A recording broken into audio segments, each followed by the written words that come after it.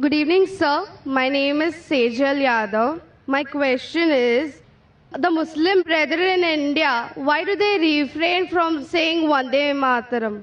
And what is the reason? I mean, Vande Maataram is a thing which symbolizes Indian nationalists and doesn't have a religious identity. Sister Voida, yesterday you were there in the program? No, sir. Because this question was asked by another sister yesterday. But since you were not yesterday, I repeat my answer. The sister asked the question that why do Muslims refrain from saying Vande Maataram? Before I give the answer, why do Muslims refrain, I would give some advice that even the Hindus should refrain. Why? Because it goes against the scriptures. As I mentioned earlier,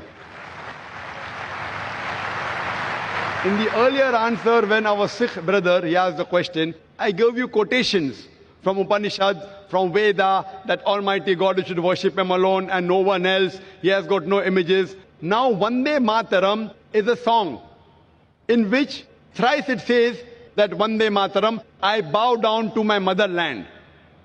Now in Hinduism, you worship only Almighty God and no one else. God is the creator of this country also. Fine? So it goes against your scriptures. And Hinduism is against idol worship. Hinduism says you bow down only to Almighty God and no one else. You worship Him alone, no one else. So besides Muslim, first I would like to say, it goes against the Hindu scriptures. You ask any Hindu scholar, if you ask a layman or a laywoman who's unaware of the Hindu scriptures, they may not know it goes against. Coming to nationality, I'll tell you afterwards. As far as Muslims are concerned, again this verse, Vande Maataram, it goes even against the Quran.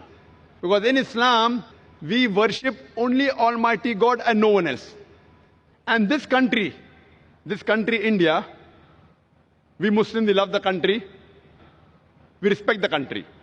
We follow the laws of the country. As long as the law of the country do not go against the law of the Creator Almighty God, we have no objection in following any law of any country. But if the law of the country contradicts against the law of Almighty God, then we don't follow. So Almighty God is the creator of this country. So who should we bow to, the country or to Almighty God? As far as India is concerned, most of us Muslims, we love the country. We respect the country. If required for the truth, we are ready to die for the country. But we will not bow to the country. Why? Because it goes against the law of the Creator. Similarly, no Saudi should bow to Saudi Arabia also. Don't think this is only by Indian Muslims. In Saudi Arabia, a Saudi will never bow down to Saudi Arabia. In Pakistan, a Pakistani Muslim will never bow down to Pakistan. It is not a special law for India because Saudi Arabia is not superior than Allah subhanahu wa ta'ala. Pakistan, the name may be Pak, but it is not superior to Allah subhanahu wa ta'ala. So this law is the same. And the concept is that we too love the country. But if it contradicts, for example, in Islam, we consider after Allah and the Messenger, in this world, the person who we respect maximum is our mother.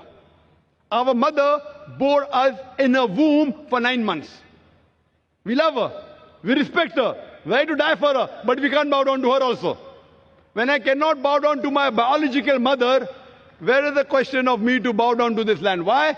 Because neither my biological mother, neither this land of mine is superior to the Creator. Furthermore, there are 12 lines in the Vande Maataram. 3 is Vande Maataram, which is against Quran and Hadith. Similarly, there are attributes given to Almighty God about Durga, about Lakshmi, about wealth, etc., which contradicts against the concept of Islam. So because it goes against, it is belittling God.